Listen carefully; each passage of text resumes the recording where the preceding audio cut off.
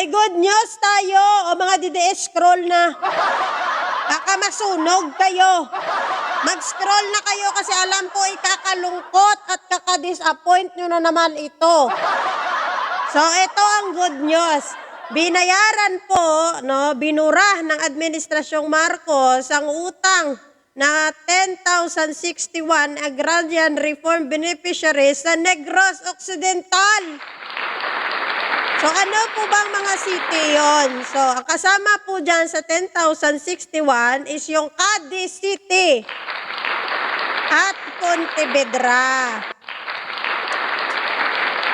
Sa mga hindi pa po nakakaalam, hindi lang po yan ang binigyan ng ng ating pangulo ng mga certificate na pagmamay-ari na nila ang lupa. Hindi lang po ang Pontevedra at Cadiz City ang binayaran na utang ng ating administrasyon. Kasama po dito, meron tayong record. Sa hilagang Negros Occidental or sa north part ng Negros Occidental, kasama nga po dyan ang Cadiz City, yung Escalante City, Sagay City, Silay City, San Carlos City, at Bacolod City. So sa hindi lang sa north, hindi lang po sa north ang binigyan ng certificate ng Administrasyong Marcos, binigyan din niya yung sa south, syempre, nandun yung Bago City, Angkalan City, Himamaylan City, and of course, nandyan din yung La Carlota.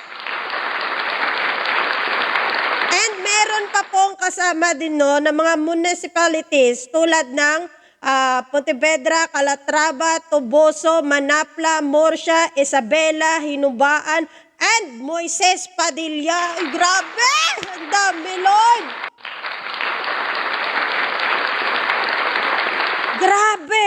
Alam nyo kasi napakahalaga talaga nito ang lupa sa Negros Occidental. Kasi kung alam naman natin lahat na ang lupa sa Negros Occidental is mga pangunahing produkto dyan is tubuhan at meron ding palayan. Kaya napakalaking bagay nito ang ginawa ng ating Pangulong Bongbong Marcos at Administrasyong Marcos. Bilang isang magsasaka din at nabuhay din ako sa tubuhan, napaka-importante nito sa amin. Kasi napakahirap po magsaka sa hindi mo naman talaga lupa. So, mabuhay talaga ang ating Pangulong Bongbong Marcos. Sa dami ng Pangulong dumaan, ngayon lang po nangyari na sobrang dami ang binigyan po ng certificate na magsasaka para masaka sa kanila na po yung lupa at binayaran pa ang utang. Diba? Napakagandang balita. Ito ba yung Pangulo na sinasabi nyo na hindi nagtatrabaho, na walang ginagawa? Bukas na po ang mata ng taong bayan. Nakikita po namin ang kagandahang loob na ginagawa po ng ating Pangulong Bongbong Marcos.